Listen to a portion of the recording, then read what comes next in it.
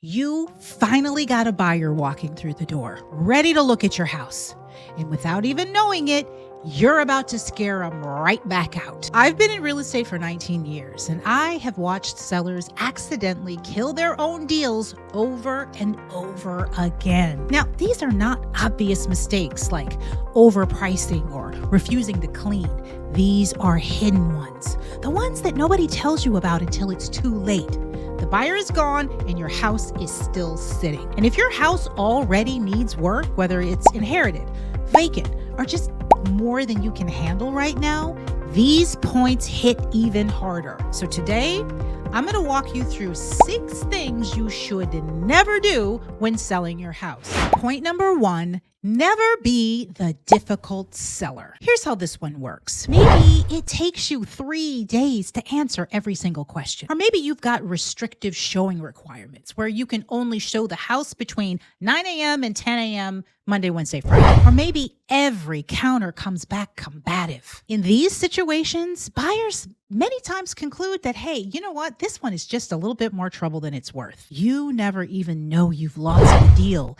They just quietly move on. Point number 2, never be present during showings. When a buyer walks through a house and the seller is sitting in the living room, the energy shifts. They stop opening doors. They stop picturing themselves in the space. They feel like they're intruding on your home instead of walking through what could be theirs. And if the house already needs work, this one's even worse.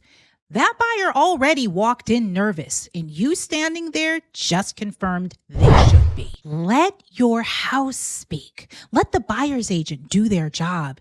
You can't explain away problems by being in the room. You just make them the second thing they notice after you. Point number 3, never try and cover up odors. If a buyer walks in and gets hit with a wall of scent, candles, plugins, and the favorite, linen fresh, they are not thinking, wow, this house smells great. No, they're thinking, what are they trying to hide? A house that smells like nothing is the goal. Address the source of any odor before you list. Air it out, clean the carpets, run a dehumidifier if you need to.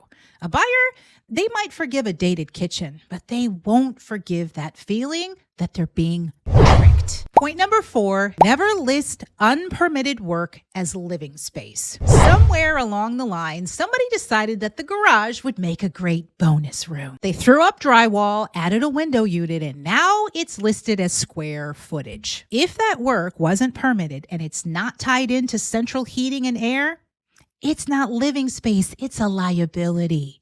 To a buyer's appraiser, it's not full value. To a buyer's lender, it could be a reason they deny the loan entirely. Even if the work was done well, even if it looks great, a buyer financing the purchase can't borrow against unpermitted square footage. And a cash buyer, they're going to discount it for the risk. If you have unpermitted work, get ahead of it.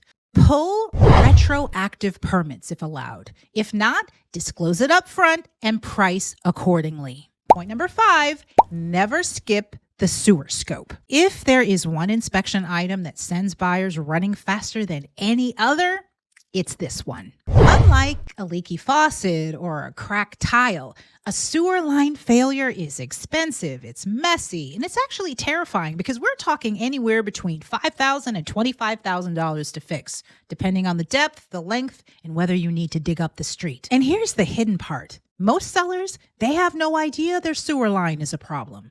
Toilets flush, drains drain, everything seems fine. You don't know there's an issue until a camera goes down the line and finds one. And if you haven't addressed it, the buyer will either walk or ask for a concession that makes you wish they walked. If you're selling a house over 30 years old, spend a few $100s up front to scope that line yourself. Know what you're dealing with before the buyer's inspector tells you, and before that agent can use it against you as leverage. And finally, point number 6, never ignore what's behind the walls. If your house was built between 1978 and 1995 and you have gray plastic pipes, That's polybutylene.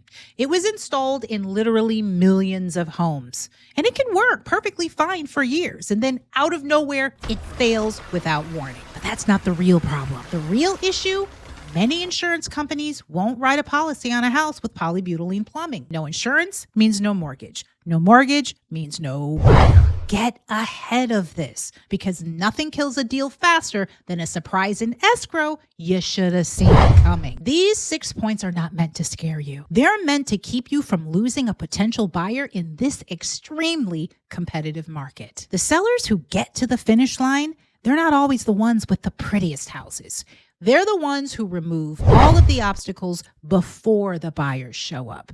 And now you are fully equipped to do the same thing. Now, if you found any of this helpful or useful or valuable, hit me with one of those thumbs up.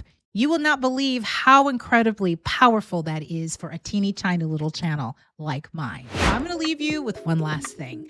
If you live right here in Metro Atlanta and you have a house that you need a little extra help with, reach out to me. Click the Work With Me link in the description below. Or if you just have a real estate question, click the Ask Me Anything link. I read and answer each one of those questions. All right, I'm done, and I'll see you in the next video.